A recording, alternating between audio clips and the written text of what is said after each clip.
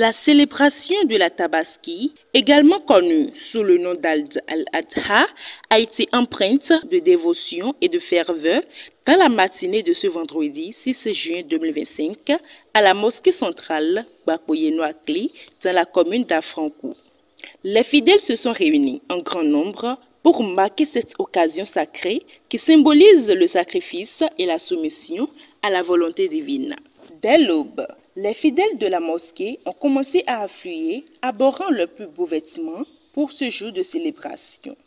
La prière matinale a débuté par l'exécution de 2 rakats, moment de recueillement et de connexion spirituelle avec Allah. Les prières et les invocations ont résonné dans l'enceinte de la mosquée, créant une atmosphère de paix et de solidarité. L'immolation, rituel central de la Tabaski, a été réalisée avec respect et dévotion.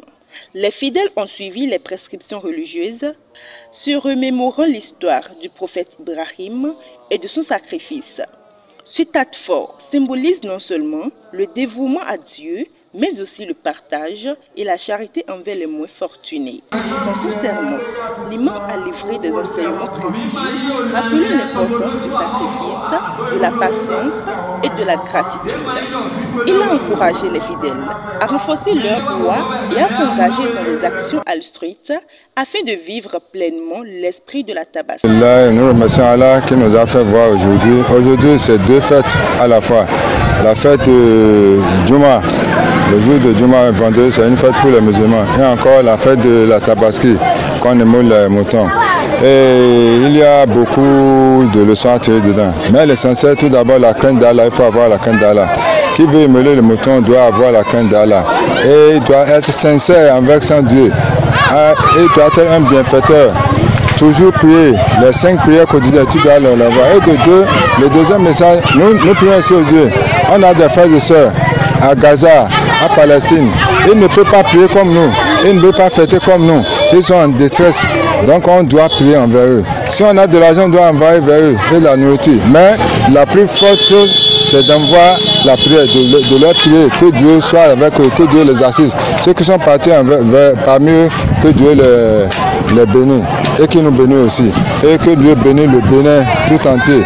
Ces enseignements de l'imam ont résonné dans le cœur des présents, suscitant une réflexion profonde sur les valeurs de la communauté et de la solidarité. À la fin de la cérémonie, les impressions des fidèles étaient palpables. Beaucoup ont exprimé leur satisfaction d'avoir pu célébrer ce moment ensemble, renforçant ainsi les liens communautaires. Les sourires sur les visages. Aujourd'hui, tel que notre imam avait dit tout à l'heure, c'est un jour de la joie, que la joie immense émane dans le foyer de tout un chacun de nous respectifs, que c'est un jour de partage de l'amour de son prochain. C'est ça qui fait que pour le bœuf, les béliers qu'on émole, on partage, on reste en communion. Et on fait ensemble pour celui qui n'a pas le moyen. Si l'autre a le moyen, il partage l'amour qu'il règne chez lui avec l'autre. Et ensemble, la joie règne. Aujourd'hui, c'est encore un tout jour de joie parce que les vendredis d'habitude, c'est un jour de fête en islam. Et aujourd'hui, c'est encore la Tabaski. Donc, c'est une grande joie pour nous les musulmans. Et pour cette fête, je souhaite, pour tous les musulmans, je souhaite une bonne fête. Et que Allah nous donne la grâce d'avoir plusieurs de cette journée dans notre vie.